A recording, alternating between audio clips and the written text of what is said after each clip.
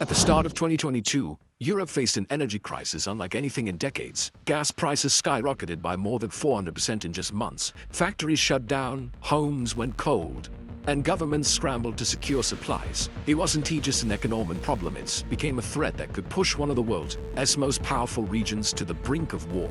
Imagine this, a continent where countries once united in peace suddenly competing fiercely for every last drop of energy. About 40% of Europe's gas came from Russian pipelines.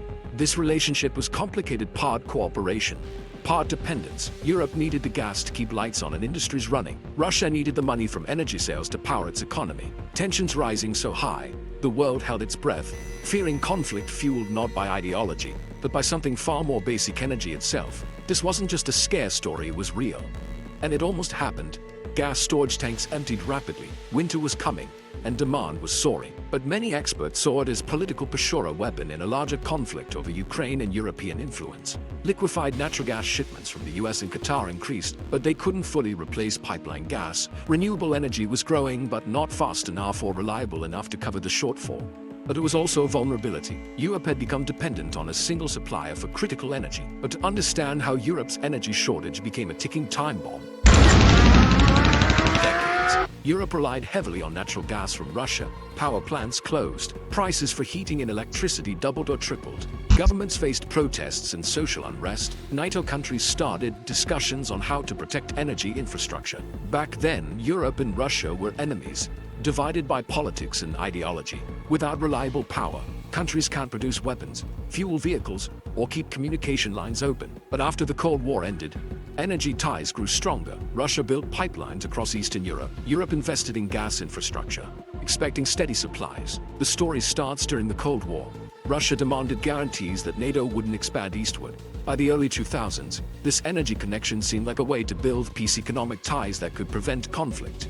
Fast forward to 2014, Russia annexed Crimea. If Europe pushes sanctions or supports Ukraine militarily, Russia could retaliate by cutting energy even further. The West responded with sanctions, but energy ties stayed mostly intact. For years, Europe hesitated to cut off Russian gas, fearing economic damage to itself. Then came 2021 and 2022. These cutoffs also affected Europe, causing major shortages and raising alarms. Others have more diverse sources but still face high prices and shortages. Russia drastically reduced gas supplies through key pipelines, including Nord Stream 1 and 2. Europe was suddenly scrambling. Why did Russia cut supplies? Officially, it blamed technical problems and maintenance. Countries may refuse to share or even block gas flows to gain leverage. Europe's scramble for alternative energy sources hit hard limits. European leaders are working with allies and even with Russia to stabilize supplies. At the same time, coal and nuclear power were phased out or limited in several countries, making the situation worse. Energy shortages hit households and businesses. In Germany, Europe's largest economy, factories reduced production. Now, energy wasn't just an economic issue, it became a national security concern. Eastern European countries, especially those near Russia, feared that energy supply could be used as a political weapon, cut off to punish or coerce. Meanwhile, Russia increased military activity near Ukraine's border, heightening fears of war. European countries sent weapons and aid to Ukraine. Europe's energy shortage was feeding a bigger crisis. Here's why this matters so much. Energy is the lifeblood of modern economies and armies. Together we'll explore the stories that shape our future. When energy supplies shrink, competition grows. Countries might prioritize their own needs at the expense of neighbors. In Europe's case, some nations depend almost entirely on Russian gas. This imbalance can create political tension between countries, even allies. Imagine a cold winter where gas supplies are limited. Or think about countries scrambling to secure energy routes, pipelines, LNG terminals, or new fuel supplies. This scramble can lead to conflict over strategic territories. Furthermore, Russia sees energy as a tool of influence. This dynamic creates a dangerous cycle.